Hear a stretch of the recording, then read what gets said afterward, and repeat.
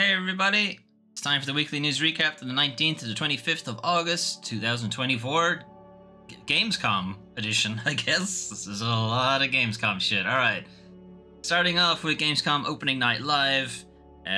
This is the Jeff Keighley thing where he tries to insert himself again into more video game industry things. Anyway, so this would have been the first presentation of Gamescom. It's currently wrapping up over in Cologne, Germany right now. It's kind of the European games developers convention.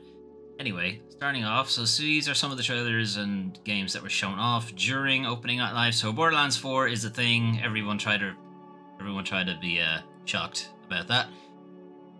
That's it. That's all we know. Moving on. Call of Duty is also a thing. Again, everyone try to remain calm. Continuing.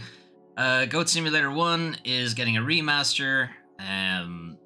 This trailer was actually pretty funny, and did have me guessing what the game was for a good while, until it became abundantly clear what it was going to be, and then I was disappointed. But still, there's a pretty good kind of lampooning of a lot of some of the bad remasters and that have come out recently, like the GTA Definitive Trilogy, the Assassin's Creed 2 remaster and stuff like that. It's pretty funny. Anyway. Persona 3's DLC is coming out soon, and the protagonist from Persona 5 will be a secret boss that you can fight against at some point during that. Dying Light: The Beast is not DLC for Dying Light 2. It is in fact a completely standalone game. It's a much shorter experience. It's going to be like 20 hours or so, but it's going to be the typical Dying Light gameplay. You know, the parkour zombie shenanigans that everyone knows and loves. I never checked my audio levels, so let me just do that now. Alright, mic is working, and some background music, and we're good. Alright, moving on. Dragon Ball. More Dragon Ball stuff, again. There will always be Dragon Ball stuff. We probably don't need to think about it too much. King of Meat, I think, is an Amazon deal. It's just like, it looks like a meme battle royale kind of thing. Yawn. Linked Banner of the Spark. It's a debut game from FuzzyBot. It's like a city builder and an arena brawler type thing. It has some real strong Hi-Fi Rush to it. Like, this almost is Hi-Fi Rush. Come on, YouTube, you can do it. Shut up, Jeff. Okay, so it's got this top-down Diablo kind of thing. I'm gonna mute that because that's loud. Anyway, there's that element to it. There's like an arena brawler element to it, and then there's a city builder where you can improve your gear and so on by collecting people and having them hang out in your spot and that kind of thing. I don't know. It has like this very colorful Saturday morning cartoon Hi-Fi Rush thing to it, as I was saying. How exactly it plays, it's not clear. Are you controlling everybody at once? Are you only controlling one, and then there's a multiplayer component to it, or what? We'll know more later, presumably. There's no release date or anything for it, so it's going to be a good while before that is ready. Never mind, there is in fact a release date for it. There's early access, end of October. That doesn't count. I feel that doesn't count. Anyway, Lost Records Bloom and Rage is not Life is Strange by the people who make Life is Strange, so I don't know where they're going with that, but okay. I think it's set in the same universe, but it's specifically not like a main story entry or something like that. It's got a strong kind of Goonies vibe to it. It's got a bit of It, like It Part 2, like when they're all adults and they come back home. It's kind of like that vibe to it. It's got a little bit of Oxenfree. It's interesting. We'll see how it turns out. Still no release date for that one, though. No More Room in Hell 2 is a zombie multiplayer co-op thing. Who cares? Arc Raiders. I think this is just a CG trailer. I don't think there's any gameplay in it. Arc Raiders was shown off in 2021. It was going to be like an extraction shooter, and then I think the team got pulled on to do Concord instead. Or they more in earnest started working on Concord. More on that later. And then Arc Raiders was kind of pushed into the background for a little bit. It's been worked on by a smaller team, and then like development has ramped up on that a little bit now, because Concord is more or less finished. Arc Raiders was going to be a free-to-play extraction PvPvE type thing. It's still going to be a PvPvE type thing, but it's no longer free-to-play. So Sony, once they jettisoned Jim Ryan, have very much rode back on the live service thing. So this is going to be a premium game, like Concord. Again, Concord was also going to be a free-to-play thing, I think, until they changed their minds. Because Jim Ryan left the company, and then they weren't beholden to all of his shit. Anyway, we'll see how well that turns out for them. Concord is not doing well. Anyway, moving on. Infinity Nikki is a kind of open world dress-up fashion game. It's not entirely clear what the actual game part of it is, or if it's just finding cute characters and clothes and trying them on and just walking around different environments. I don't know. It's cute. Anyway, I'll give it that. Warhammer 40k Space Marine 2 is just here to remind you that it's out very soon, September 9th. We will probably be playing it on the channel. Predecessor is kind of a revival of an old MOBA game called Paragon that kind of died 4 years ago or so and has been kind of revived. It's a different game under a different publisher, same developer as far as I'm aware, but it is what you come to expect from MOBAs. Lots of characters, lots of variety. On the other hand, it is another MOBA, so kind of feel like there are too many of them at this point, and all of them want you to spend all of your time playing just that one game. You're going to pick one, and chances are at this point you have already picked your MOBA, if you're interested in that kind of thing. I don't know. They've got a lot of different characters, and there's a lot of different, the way to put it, gimmicks to them, I guess. Like, you've got some that are clearly futuristic, and you've got some that are clearly throwbacks to like medieval times and stuff like that. So they're clearly going all over the place, picking characters. Path of Exile 2, again, here to remind you that it exists, or will be existing soon. Early access, middle of November. Path of Exile was kind of a free-to-play Diablo thing. Path of Exile 1 at least kind of did the job better than Diablo 3, even though it has some pretty shitty grinding to make you buy shit. On the other hand, it is free to play, so you know, you gotta weigh those two things up. Anyway, Dune Awakening got a pretty lengthy trailer gameplay reveal thing. Dune Awakening is going to be an online survival thing. I think Fallout, but with no comedy whatsoever, I guess. I don't know. I'm probably not the person to talk about Dune too much. It doesn't really interest me. Anyway. Reanimal. Reanimal is the next thing from Tarsier Studios. Tarsier Studios probably best known for Little Nightmares 1 and 2. They are not exactly straying particularly far from Little Nightmares 1 and 2. They are not working on Little Nightmares 3. Different studios working on Little Nightmares 3. But Reanimal is... might as fucking well be Little Nightmares 3, because look at it. Anyway, kind of one of the big differences with Reanimal is that... well, one, it's fully 3D. As people who have played Little Nightmares games might be aware, Little Nightmares primarily is a 2D game. It's a side-scrolling thing, and you do, like, there's a little bit of Z movement, but not a huge amount. It is primarily a left-to-right game. Reanimal has a little bit more of foreground, background movement, but I think it's still going to be much the same kind of thing. Obviously, the gist of Reanimal, as you might have got from the name, reanimation, it's zombie monsters and stuff like that. Is it necromancy? Is it something else? We don't know. It is also moving away from the Little Nightmares motif, is that Little Nightmares was mostly about childhood fears and traumas and stuff like that, whereas Reanimal is just its own thing. But it's also very clearly just Little Nightmares again. Anyway, it's not Little Nightmares, though. It's not. There's a different game, because there is a Little Nightmares 3. Genshin Impact is coming to Xbox, so it's now officially on pretty much everything except the Switch. So November 20th, if you somehow have managed to avoid Genshin Impact and still want to play it, you can. Unless all you own is a Switch, I suppose. Monster Hunter Wilds showed off again. good bit more gameplay this time, showing off kind of how the wounding system is going to work, and then a little bit of the main hub area that you'll be spending a lot of your time in, and also just showing off how very, very fucking pretty the game is. Anyway, so the wounding system for Monster Hunter Wilds is pretty new. It's kind of the new thing, the new wrinkle for the game. Up until now, you kind of just wail away on the monster, and they do have like weak spots that you'd be trying to target. Stuff where, you know, there isn't a carapace or something like that, or, you know, it's not particularly well armored in that section, or it's a particularly fleshy bit, or it's a, you know, it's something that it attacks you with, and if you can destroy it, then it limits its moveset considerably, that kind of thing. But it was always kind of, you just swing and sort of hope the monster stays put, more or less.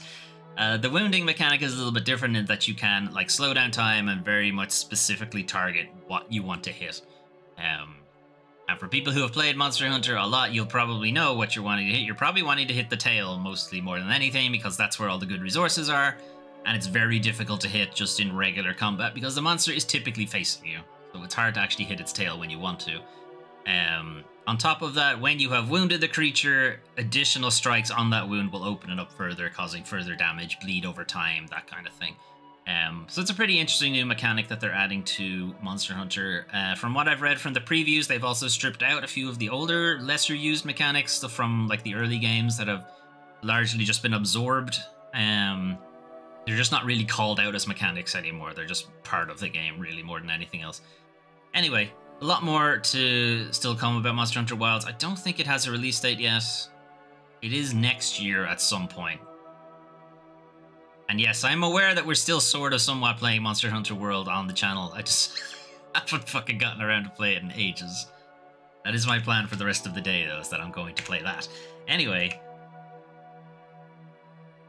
Still more to go, guys. We're only at 21 to 48. Alright. Naraka Blade Point, Cross Tomb Raider. Lara Croft's going to appear on that. Lara Croft appearing in a lot of things that aren't her own video game. Anyway, she's going to be added on August 28th. She's also recently appeared in Dead by Daylight. How about a new Tomb Raider game? How about that? No? Cool. Alright, anyway. Talk about Amazon later on about that. Fatal Fury, City of the Wolves. Again, mostly reminding you that it's coming, well, not soon. It's actually quite a ways off. End of April next year. Just confirming that Mai is going to be in the game, because in case anyone thought she wasn't going to be, because she's pretty much the only character anybody knows from that game. Mecha Break, again, also reminding people that it's going to be out soon. Mecha Break is a free-to-play multiplayer mech thing. I was all on board for it until they called it a 6v6 mecha thing. And I was like, yawn. Give me a single-player thing, please. Monument Valley 3, the kind of trippy puzzle game for the Us2 people, Swedish devs. That's coming December 10th of this year. But on top of that, it's also going to... So they were recently acquired by Netflix, so it's going to be a Netflix exclusive thing, so you're going to need a Netflix subscription. Yes, I know. You're going to need a Netflix subscription if you want to play Monument Valley 3, but, you know, you can also have Monument Valley 1 and 2 to look forward to, as they are going to be added the end of September and the end of October, respectively. Civilization 7 showed off a little bit more gameplay. They also have a new narrator. It's Gwendolyn Christie, Game of Thrones. Brienne, I think, is her name. I never watched the show. I have no idea. I think that's her name. Anyway, she's going to be the narrator. Showed off a little bit more gameplay February 11th on basically everything.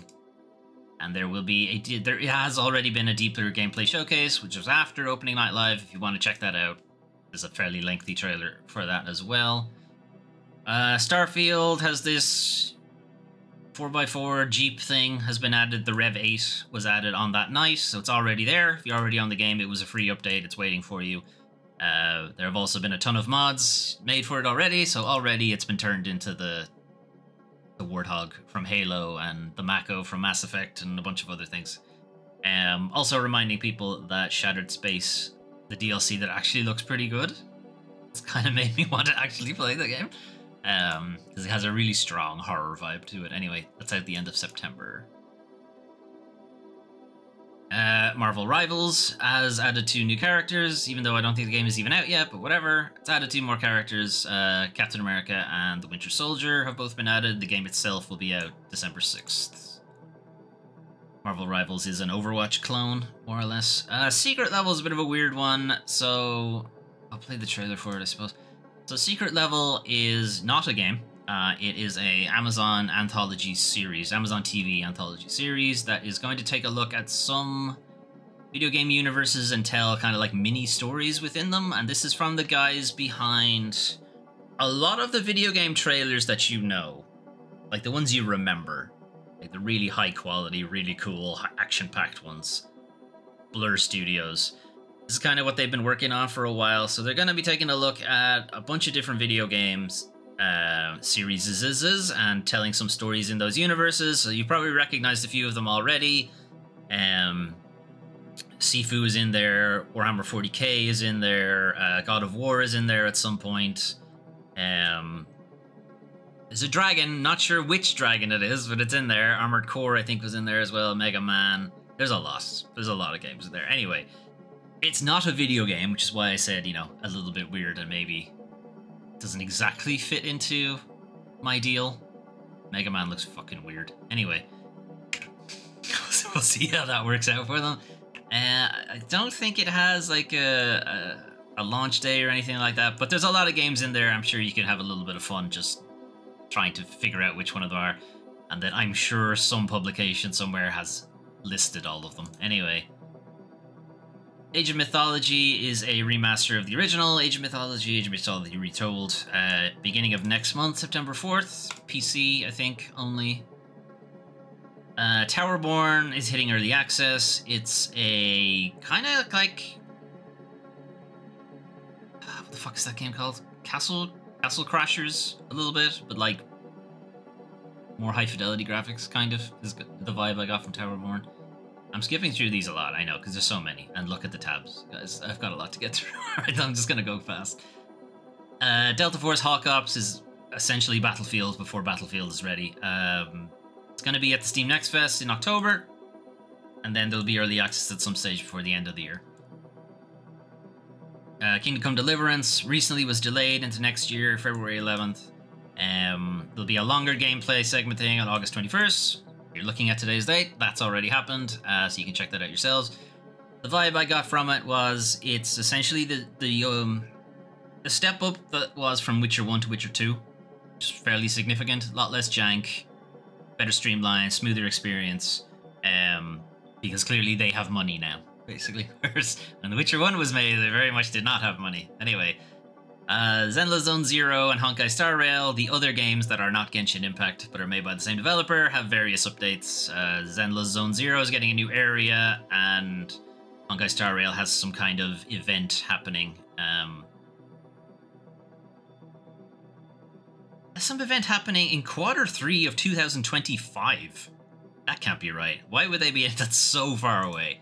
That can't be right. It must be 2024. Anyway, Arkham Shadow is the VR game, the MetaQuest 3 exclusive Batman VR game. This is showing off some gameplay. The last couple of things we've seen from it... Shut up, Jeff. The last couple of things we've seen from it have been all CG trailers. We haven't seen any in-game stuff, so this is all in-game, sort of, asterisk. It is a VR title, so you're really only getting, like, one half what one eyeball would see. And even then, it's going to have to be edited, and aspect ratio is going to have to be changed, because the way VR is done, it's essentially a portrait 16:9 on both eyes. So this isn't exactly what you'll see in the game, but it's close enough, I suppose. Again, it's difficult to do a trailer for a VR game because it just doesn't translate correctly. Yeah, I mean, it looks pretty good. How much of this is teleportation? How much of it is canned animation? How much of it is, one-to-one actual you picking things up, you moving stuff out of the way, or is it I press a button and Batman moves the thing out of the way? That isn't clear, and until you see somebody actually playing the game side by side with the video game gameplay, you're never really gonna know.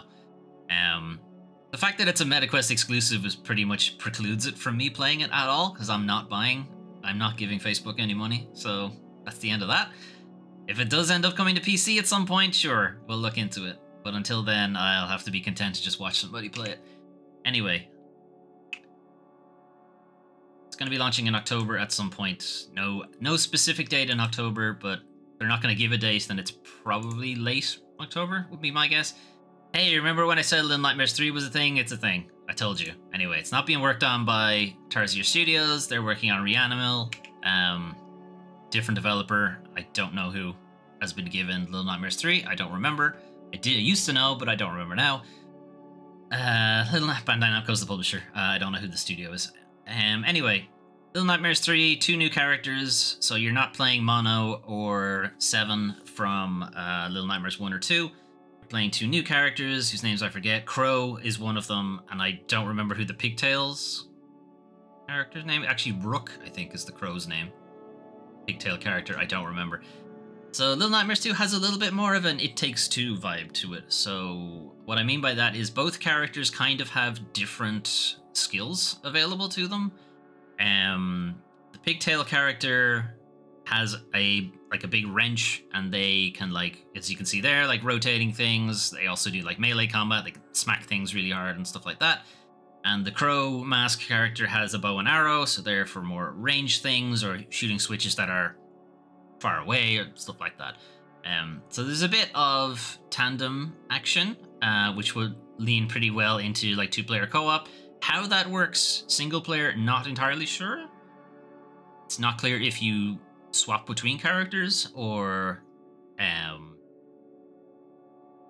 the character will just do things for you. That hasn't been made clear yet. Little Nightmares 2 also had 2 characters. But when you played single player, you only really played as one, and the second one kind of just auto did things, but they also didn't have any special unique abilities or anything like that, so it wasn't a big deal that you couldn't swap to them. Anyway, yeah, we'll see how that works out for Little Nightmares 3. Anyway, moving on. Herdling. Herdling is the next thing from the developers behind the Far series, so Far Changing Tides or Far Lone Sails, I think was the other Far game. Anyway, the Far games were pretty interesting kind of traveling puzzle kind of thing, or like a running puzzle game, I suppose is another way to look at it. You were basically on a vehicle. Depending on the game, you were either in the sea or on the land. And the deal was you needed to get your vehicle from point A to point B. That was the gist of the game. It was a journey. The vehicle would change over time. It would break down, or you'd add new things to it, or it would get stuck, or stuff like that. But you pretty much needed it to get to where you needed to go, because you couldn't get there by foot. And it presented some pretty interesting gameplay. I really like the Far games. Herdling is, by the looks of things, is kind of going the same deal, only you don't have a vehicle this time, you have a herd. But the herd itself might have particular abilities to them or something like that. I think the larger creatures up front can knock things aside and stuff like that. And the gist of the game is you're trying to get from point A to point B, but now you need to get the herd there. You know, don't... the formula works, don't break it, you know? It still works out for them. Anyway, be curious to see how this works out. Launch 2025. Masters of Albion is a Molyneux thing. So I'm going to talk about Molyneux very briefly. I don't really want to talk about the game that much because he's hyped it up. And if Molyneux hypes something up, you know it's lies. So we don't really want to bother with it. This is Molyneux's... How many final chances does he get to redeem himself? Anyway, he fucked off to the mobile world for a while. Didn't really do anything there. Then he fucked off to blockchain games. Again, didn't really do anything there. And now he's back to PC pushing more Snake Oil. Anyway, he's claiming it's in the same universe as Fable. I'm sure Microsoft will have something to say about that. Anyway, he's trying to say that you can't copyright the name Albion, which you can't. It's literally just a name for England. And Albion is where Fable is set. It's just saying like it takes place in England. It's, again, it doesn't really make any difference. It's set in the same universe, so okay.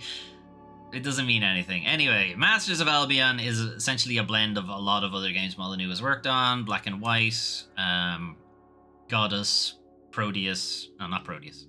Proteus? Proteus? It's Pro something. Anyway, Goddess, Black and White. There's a little bit of Fable in there as well.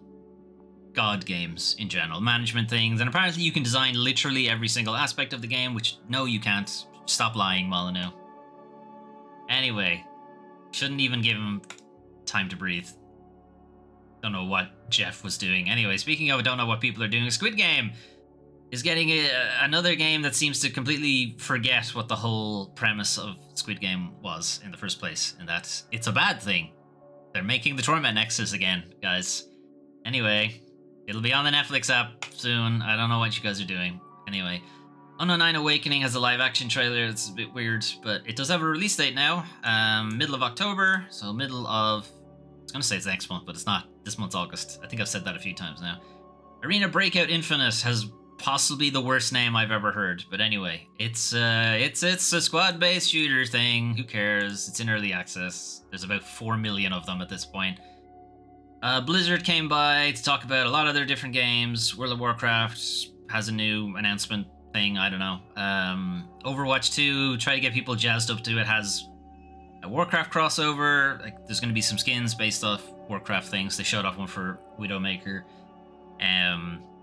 Diablo 4 Vessel of Hatred is a new...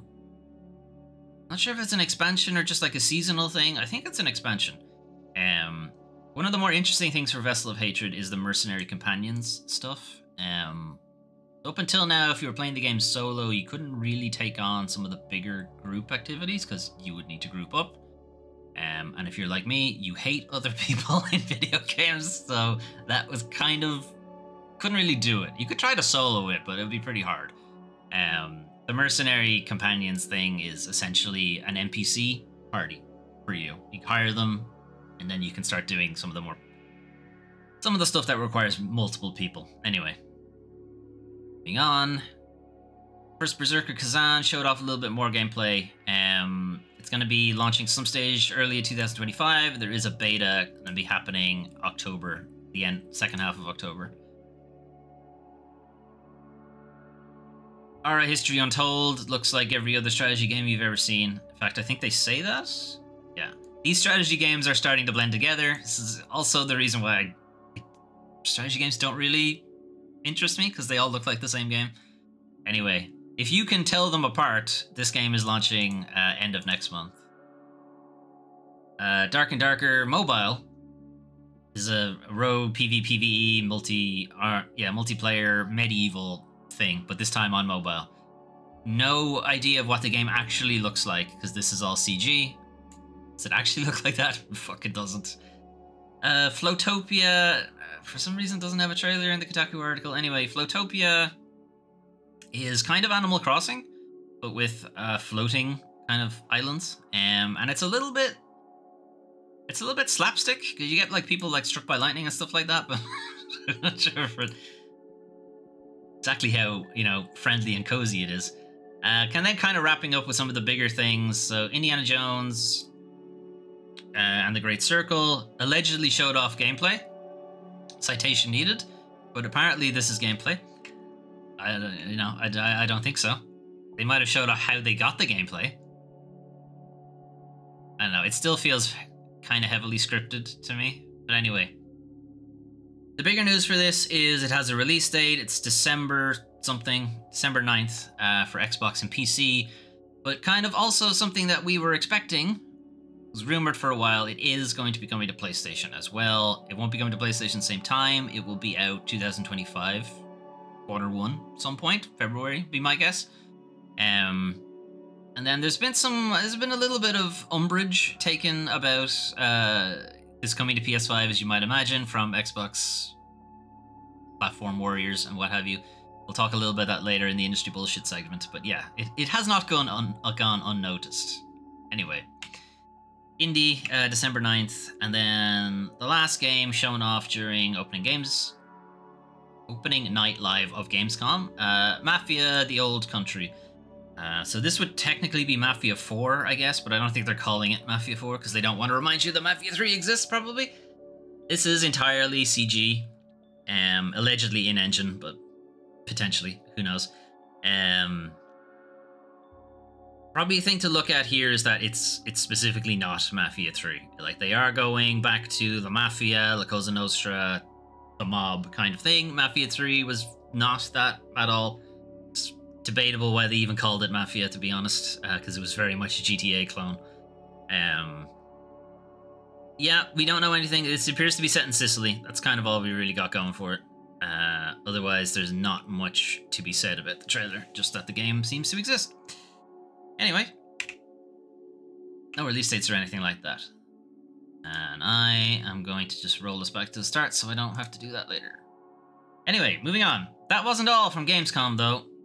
Gamescom was a weekly long show. That was just one night. Then we had all of the other shit showing up. So, the Stone of Madness is the next thing from the developers behind Blasphemous 1 and 2. It is not Blasphemous. It's kind of a Goya, almost, inspired prison escape thing. So you have 5 characters. They all have their own kind of different abilities, different skills, and stuff like that. And the kind of premise of the game is to have all 5 of them escape this kind of sanitarium they've been put in. I think there are some kind of, supernatural elements to the game. It's not clear if that's just your own madness playing up against you, or if these are like legitimate supernatural things. But every character has their own strengths, and they also have their own weaknesses. Some of them are like afraid of the dark, some of them are afraid of fire, some of them don't like men, stuff like that. Like it's all these kind of different things that you'll need to work with. But the idea is you send one of them out, get them to do something, and then have them come back, change to a character, get them to go out, get them to do something, and so on, and eventually work your way out until everyone has escaped. Anyway, that's the story of Madness. On YouTube, you can do it. Redacted. So the title of the game probably wouldn't tell you at all because it's redacted. Is the title of the game redacted, or is the title redacted? And this is like a who's on first fucking joke. Anyway, Redacted is actually the Callisto Protocol. It is set in the same universe, set probably around the same time, I'd imagine, as the Callisto Protocol, maybe a little bit earlier in the game story. You are one of the security team as the mutagen or the biohazard is happening on the Callisto Protocol. So a reminder for people who may not remember or forgotten the Callisto Protocol, it's Dead Space, but not called Dead Space, and not as good as Dead Space. Anyway, the Callisto Protocol is a survival horror third-person over-the-shoulder thing, like Resident Evil 4 or something like that. Redacted, while set in the same universe, as you can quite clearly see, is not the same kind of game. It's a twin-stick, roguelike, survival kind of thing. You are trying to get your security guy off the planet before he gets killed. Obviously you're going to die a lot, multiple runs, you'll encounter the previous security guy who tried to escape, i.e. your last run, and you'll have to fight him, and then there's a lot of other shit happening. This is only really being shown off. It's not clear when it'll actually be ready to be played or something like that, but at least I don't think it was. Was it? Oh, never mind, fuck you. October 31st. This is why I should write like notes or something beside me, but no, I would never do that. Halloween, you'd be able to give it a shot. Directive 8020. I could have sworn Directive 8020 was shown off at Opening Night Live, but apparently it wasn't. I could have sworn it was. Maybe it was like the pre-show, possibly? I don't think any of the trailers for that made it to the Kotaku article. Anyway, Directive 8020 is the next Dark Pictures anthology thing from Supermassive. So this will be the beginning of Season 2, essentially, if they're still doing the seasonal stuff. I assume they are. Well, I guess we'll find out. They haven't said they aren't. And then from the looks of things, it's The Thing, more or less. It's The Thing in space. So the Thing and Alien, I suppose. Whatever the monster is, it can mimic your crewmates and you, and having to tell who is who. From a co-op standpoint, because the games are played cooperatively, this could be interesting. But that would very much depend on how in-game voice chat works. If you could just tell them, no, that's not me. That's gonna make it a little bit easy. Anyway, next year at some point, we don't have a specific release date yet. Okay, Nightmare House Reimagined. This is a bit of a weird one. So Nightmare House is it's an old Half-Life 2 mod. that was essentially its own kind of standalone story. It was like pretty good as mods go. It was a very good, well received one. Got a lot of updates over time. Pretty well polished at this point. But this is kind of like a standalone reimagining of that concept. So it's not set in the source, engine or anything like that. It's going to be its own thing. They're going to make their own thing out of it. It's a first-person horror survival horror thing. Yeah, we'll see how it works out for them. This is another kind of people who started their video game development journey making mods are making their way into their own video game studio, which is pretty good. This is kind of the power of just really mature game engines at this point, Unity, Unreal, that kind of thing, and making them available to people who don't have a lot of money to buy licenses, more or less, but they can still make their own games. Anyway, on top of that, the original mod itself, I think, is being remastered and going to be out for free. Nightmare House, the original mod, is coming to Steam for free. Yeah. Okay, stop. No, wrong button. Stop. Thank you. Right, moving on. We're still going. Right, so that's it for like new games, essentially. The rest of this is either going to be games we already knew about and just updates, or maybe release dates, or maybe delays as well, because that happened too. Anyway. Eternal Strands is from a bunch of ex-AAA developers kind of coming together to make their own game, which we've heard that story quite a few times now. Obviously, there were a lot of layoffs and people still wanted to make their own games, so they ended up making their own development studios. Anyway, Eternal Strands, as you can see, is a open world. It's hard to necessarily call it a Zelda-y type thing, but kinda, I suppose. It hasn't quite got the Zelda formula to it, but it is kind of an open world, more cartoonish than it is realistic. Kind of the big deal with Eternal Strands is this interplay between physics and these different kind of elemental properties you have. So your character's cape, or whatever, is a magically infused thing and allows them to control various elements. So I think the ones they're talking about right now is that they have control over fire, they have control over ice, and they have some kind of telekinesis ability, I think. And then combining all of these together, you get like lots of different cool abilities and stuff like that. The game does have a co-op element to it, and there is friendly fire, so like if you were moving around fire thing and it explodes or sets off something else, it can hit your character and like this kind of thing. Actually, I am thinking of a different game that does the same thing. Never mind, there is no co-op thing in Eternal Strands. I'm thinking of a different game. We'll get to that later. The other big thing of the game is these giant creatures that you can clamber on top of, Shadow of the Colossus style, but they're obviously not quite as big as the Colossi, but that's kind of the gist of the game. You go out, gather resources, take down these kind of big creatures, and come back to town, improve your equipment, or repair your stuff, and then go back out and repeat. The overarching plot of the game is just to figure out what happened to the area and why these giant things have kind of gone rogue and aren't doing what they were supposed to be doing, like protecting people and that kind of thing. And your gear levels up over time, you get stronger abilities, and you get a cape that is particularly good at fire or something like that. Anyway, that's Eternal Strands. I don't think there's a release date yet or anything. I think all we know is it's coming to everything except Switch. Yeah, that's it. Okay. More gameplay stuff. Atomfall. So Atomfall is essentially Fallout London. Kinda. It's not quite, because it's not set in London. It is set in England, though. In Cumberland.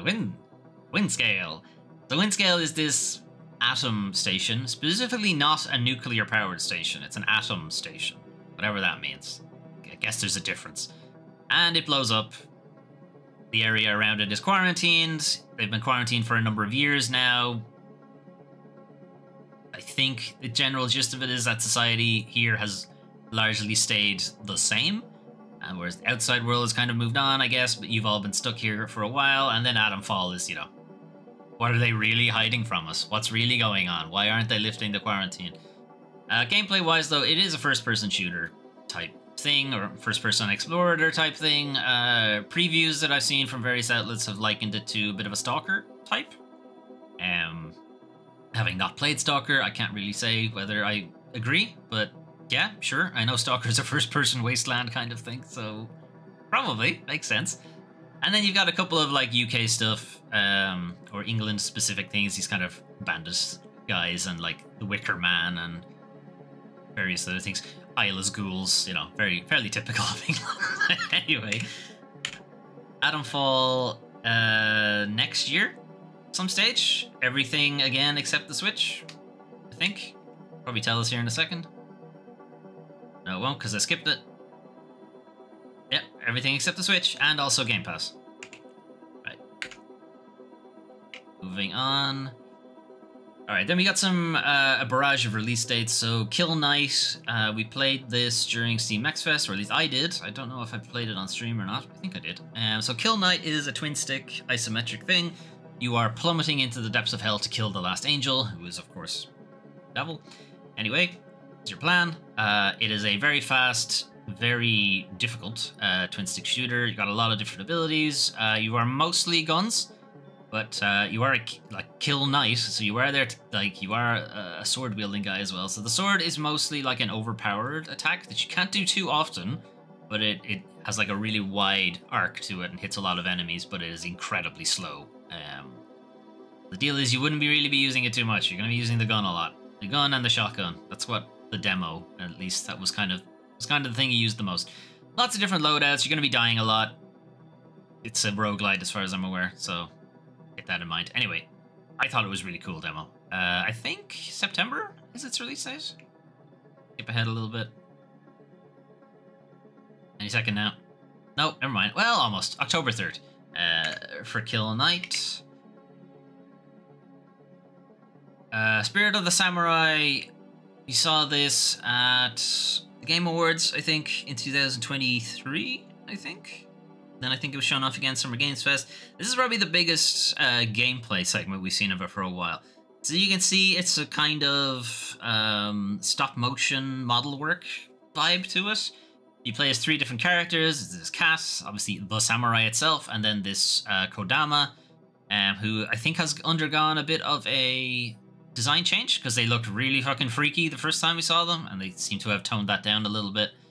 Or possibly that's just at a different stage of the story, who knows. Stop motion is a really difficult thing to do in video games because it tends to look like just bad frame rate. So we'll see how it works out for them. But the art style is really interesting, and like an attempt at stop motion is always appreciated. Anyway, there's no specific release dates for this, but it's going to be autumn this year at some point. So the next couple of months, until October at least, we'll probably see it.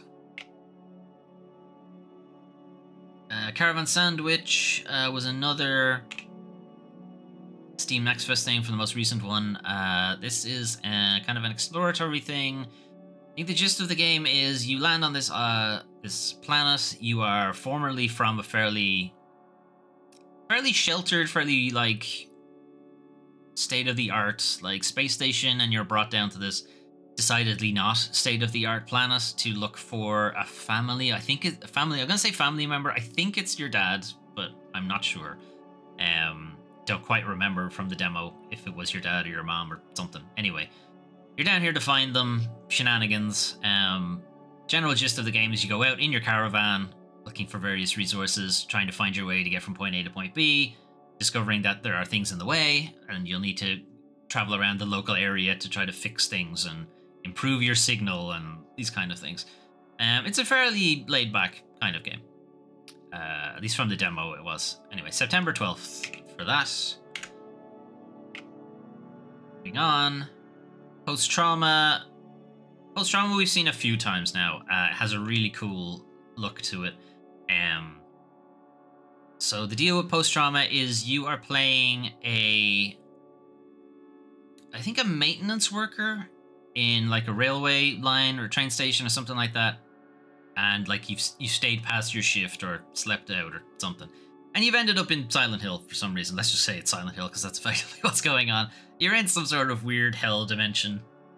You're trying to make your way out, and the sins of your past are coming back to haunt you. It's a very much like the game is post-trauma, you know, PTSD and so on. That is kind of the vibe, but it is very much a survival horror game, so I am definitely here for it. October, I think, is the release date for it. Yeah, end of October. So almost Halloween for post-trauma. All right, last one for release dates. Last one for Gamescom, at least. We're still not exactly done yet. Squirrel with a Gun. Hooray. Now, this says launch trailer. And I think it is out on PC now. But it's going to be on console a little bit later on. So, Squirrel with a Gun is exactly what it sounds like. You are a squirrel, you have a gun. Have fun. Pretty much. Not just a gun, you can find like lots of different guns. There's a rocket launcher at some point. He drives around in like a Hot Wheels car and stuff like that. Kind of think Goat Simulator in a lot of ways, but you're a squirrel and you can wield a gun. A little bit Untitled Goose Game, kind of how silly it is. Yeah, it just looks really dumb and like just like fun, like a lot of fun. Yeah, I mean, I'm probably gonna wait for the console release for it or whatever, but it looks hilarious and silly, and hopefully it lives up to the silliness. Anyway, that's Squirrel with a Gun. It is, as far as I'm aware, it is on PC already. Potentially it's just coming to console later on. Coming to consoles this fall. Yeah, I'm pretty sure it's already on PC. All right, that was just Gamescom. Gamescom wasn't the only thing happening this week. So 17 cool indie games that didn't pay $100,000 for a Gamescom trailer. So there was a bit of a meme going around the indie developer sphere, was that Gamescom trailers cost a lot of money. I don't have all that money, so here's a GIF or here's a trailer or something like that. And then a bunch of games, just a bunch of game developers just dropped some of their stuff, retweeted it, you know, quote retweeted it, and so on and so forth. I think the Mullet Mad Jack guys started it. Gamescom trailers more than $100,000. Here's a GIF. Mullet Mad Jack's a really good game. You can check that out. It's already out. You can check that out. Anyway, here's 17 of them that Kotaku have pulled together. There were way more of those. If you wanted to check out the tweet, you could probably find even more. We're just going to go through a few of them here. Again, rapid fire. We're not going to stick on them for too long. Abyss X Zero has a bit of a Nier Automata vibe to it. It's like a third-person brawler kind of thing. Might Rhea is kind of an interesting thing. It's a little bit Wonderful 101. You're only playing as one character. It's got a bit of a shonen vibe to it, like think like a schoolgirl who is also could also be like a Dragon Ball Z fighter, and you probably got kind of an idea of where that's going. Retro Space we've seen a few times. It's a first-person shooter that's got a little bit of BioShock to it, a little bit of System Shock. It's a lot of the shocks really. But it's got a much stronger horror vibe to it. Keylocker we talked about last week. It's a isometric RPG, kind of in the vein of the old like 16-bit RPGs. It's a turn-based combat thing, but it's got like a pretty strong and a pretty hard, to be honest, parrying system to it. That's coming out pretty soon though. It's out next couple of weeks. Tiny Tires is Micro Machines. Yes, absolutely. Straight away. Day one. Can't wait. BioCrisis Return to the Lab. I don't know why I'd want to go back to the lab. I'm trying to get away from the lab, if anything. BioCrisis is Time Crisis, actually, but also House of the Dead, so it's sort of like together. Two great tastes you didn't think you wanted. Unyielder is a first-person boss rush. First-person shooter boss rush thing, and that sounds awful, but it actually looks really good. Psycho Finger is kind of like a Serious Sam thing. It's a horde shooter thing, like the survival shooter first person thing, but all of your abilities are like telekinesis, psychokinesis kind of stuff. Bits and Bops is a rhythm action game with some really cool, cool. I mean, that cat is pretty cool. I meant cute characters and stuff, and that's one cool cat. 13Z is like an arena brawler with a really strong Chinese motif to it. You are fighting your way through the Chinese zodiac, essentially. Gurai is a Mega Man, but you're a samurai or a ninja, possibly, with the mask. So Gurai is black and white for the most part, and then your abilities are all color-coded, rainbow colors all the way through. I think it's 9. Whatever the colors of the rainbow are, and a couple of extra, I think. Yeah, there's at least 2 more. All right, anyway, but it is kind of a Mega Man vibe to it in that you pick the order that you want to fight levels in, and then fight their boss. And when you defeat the boss, you get their power. But unlike Mega Man, every time you defeat a boss, the subsequent bosses get harder. So it isn't quite a case of you picking the correct boss order. The boss order is irrelevant, really. It's just whatever you wanted to go for first, because all of the bosses are going to work their way up in difficulty anyway. Yeah, sounds interesting. Sushi Ben, we've seen a few times. It's a VR manga, kind of. It's a little bit, it's not quite Dave the Diver. I was going to say Dave the Diver, but it's not quite because there's no diving element to it. You are managing a sushi restaurant, but at the same time, you're also trying to like revitalize the village that your restaurant is in, and got a little bit of that, you know, slice of life thing to it, but it's also like a manga, so there's a lot of, you know, manga tropes to it. Mythwrecked Ambrosia Island is kind of like Animal Crossing, Stardew Valley kind of thing. So you are marooned on this island that is filled with the Greek gods, essentially, who've all forgotten that they're Greek gods. I played the demo of it fairly recently, and I'm not sure who all of them are. This guy with the headband and the towel is Hermes. The rest of them I don't know. I'm going to guess Poseidon. But I don't actually know. Anyway, it's pretty well written. I thought it was interesting. I think there is a demo available. Telegraphist 1920 Beats of War. What kind of game do you think this is? The trailer will not tell you. The trailer does not give the game away at all. Telegraphist, the title does kind of give it away now that I think about it. 1920s Beats of War is essentially this war between Poland and Bolshevik Russia that was kind of surging at the time. And largely it's like Poland sort of kept Russia away from the rest of Europe, kind of, sort of, until World War II happened, and then that. Anyway, they had their own problems. But anyway, Telegraphist 1920 Beats of War is essentially a retelling of it, sort of changed to make it a video game and make it a little bit more interesting. But it's a rhythm game. It's your rhythm to Morse code. You're like giving like transcripts and military intel, but doing it through Morse code rhythm stuff. Like the trailer doesn't show that at all. Anyway, LC is Metroid. In a lot of ways, it looks really good. Coming out soon. There's a demo. Give it a look. Stories from Saul, the Gun Dog. I don't know what kind of game this is. I think it's a visual novel. You're kind of sitting on this like spaceship or space station. I think it's a ship that is licking its wounds and running from this conflict that it did not win, and it's trying to escape from. It's being harried by enemy forces. Then it encounters something else, but then you have like drama going on between the crewmates and stuff like that. It's really well presented. I was actually quite interested in the game. I didn't know anything about it. Samurai Unicorn is Resident Evil 4 if it was made on PS1. That's kind of what it looks like. It's a third-person, over-the-shoulder survival horror shooter, but has PS1 graphics. On top of that, the Samurai Unicorn from the name is this sort of gauntlet thing that you encounter a little ways into the game. And it kind of gives you like a JoJo stand thing that's a samurai and kind of helps you out in combat. How that plays into the game story, I have no idea, but it looked cool. So, yeah, I'm quite interested in that. And you know, it's a survival horror, so I'm already interested in it. Anyway, otherwise, other updates along the way. Valve decides to finally admit that Deadlock actually exists. So there is now a Steam page for Deadlock. If you want to check it out, it is bare bones. There's like one little trailer that's more of a tone setting thing than anything else.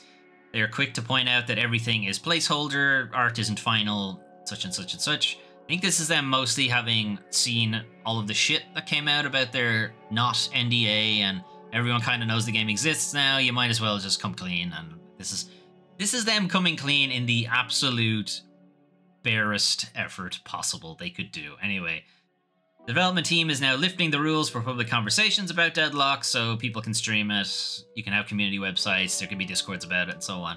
Whether they're going to re-implement all of those accounts that they banned for people who broke their not NDA, I kind of feel like they should, but we'll see. Come on, YouTube. You can do it. I know I have a shit ton of tabs open, but you can do it. I believe in you. It's starting to believe in you a little bit less. Have you crashed? Oh, hang on. Hang on. Ah, it's there. Okay. I should have believed in you all along.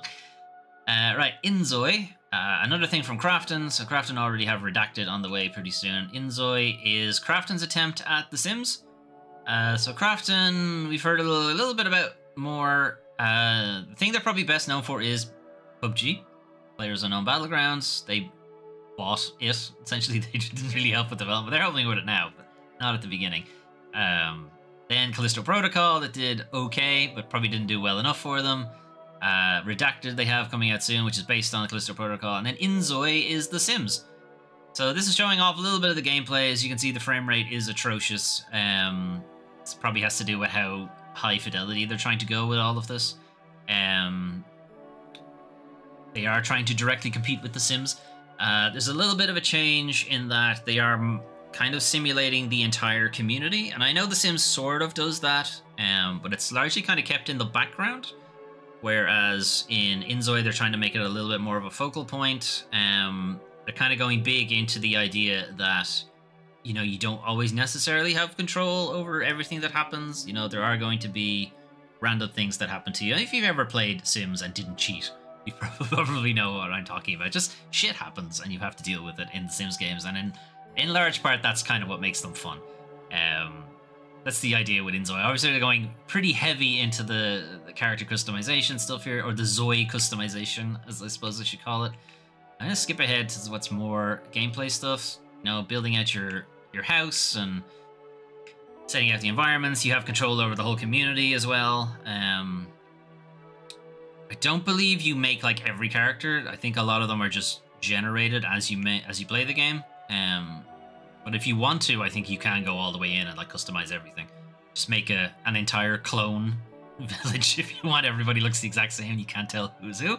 I don't know why you do that, but I think you can if you really want to. This is extremely early in development, so I wouldn't say we're going to be seeing anything new. Or sorry, we're not going to be seeing anything soon.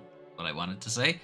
And you can probably tell like a lot of the characters, a lot of the Zois, very Korean look to them, probably because the developer is Korean. I actually don't know who the developer is, but I would imagine that's the deal. Anyway, frame rate issues out of the way. We'll see, because The Sims doesn't have a competitor right now. And as you can probably tell from that, they've kind of just been half-assing a lot of things. And their DLC packs are getting ridiculously expensive because there's, you know, they don't have a competitor. What other game are you going to go to? Anyway, any kind of competition for them is welcome. Final Fantasy 16 is coming to PC middle of next month, September 17th. There'll be a PC version, so it's a little bit more than a year since it launched on PlayStation 5. When it comes to PC, there'll be two versions. You can get the base version, $50, or the version with the two DLCs for $70, which is a little pricey, I'm gonna say. A bit much. I'd have gone with just 50 or 60, personally, but that's me, anyway.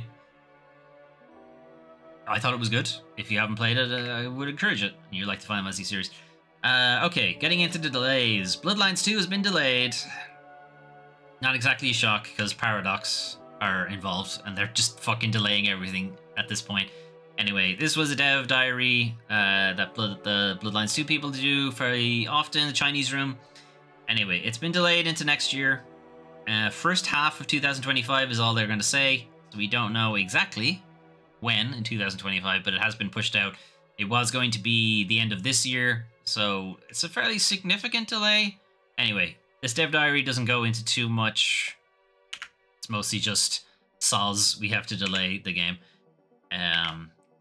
More delays. Hyper Light Breaker has been delayed again. This is again a lot of delays for Hyper Light Breaker because it was originally meant to come out in 2023 in early access and has been delayed further.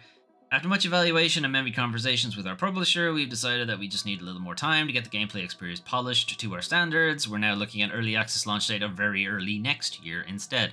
Now you might be asking, and it's certainly something I asked, it's early access. No one's really expecting it to be polished, right? That's kind of the deal. You're getting early access to the game. It's expected that it's going to be not final. There's bugs. Things are going to have to be changed. It's expected, right? And they have, again, it's more or less the same deal as what they're saying, is that early access is supposed to be that, but with the way the industry works now, especially in the current state of the industry, we need to put as good a foot forward as we can. So the kind of deal is, if they get press to say that when they launch it into early access, it's buggy and it doesn't work right, and it's just going to kill momentum for the game.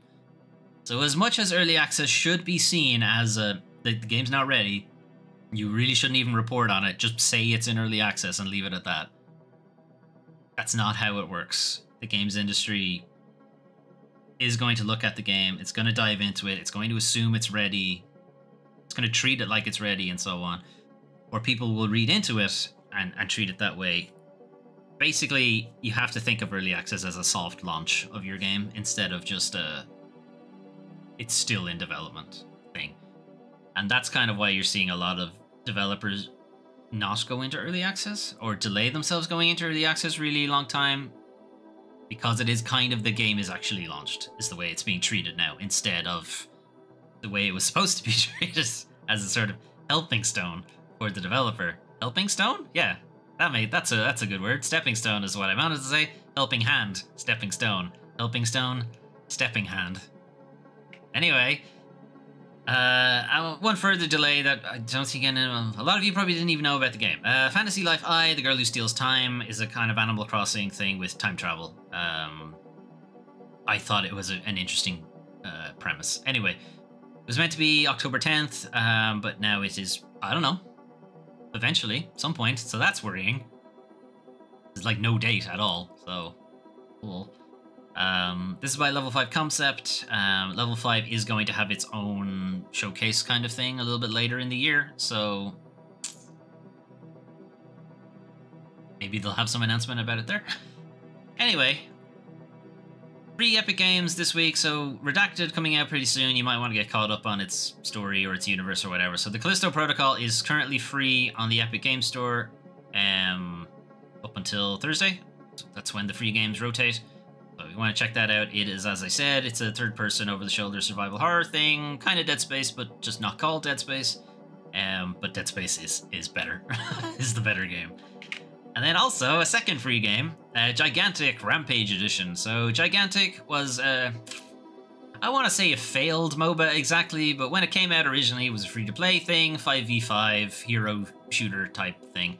And then eventually it relaunched as a premium thing where all of the cosmetics and all of that stuff was just in-game. It was just available. You know, you just rank your character up and you get the stuff. Anyway, it's free now on Epic Games. I know it's literally very free to play in a different way. Anyway, moving on. Right, monthly games. This was sort of lost in the news with all the Gamescom stuff and stuff like that. But Games Pass, second refresh of the month. So end of the month for Game Pass. So you're going to be looking at Star Trucker, Atlas Fallen, Reign of Sand, Core Keeper, and Blops Open Beta. So who cares about the Blops one? Atlas Fallen, Reign of Sand is a DLC thing for Atlas Fallen. It's not clear if it's...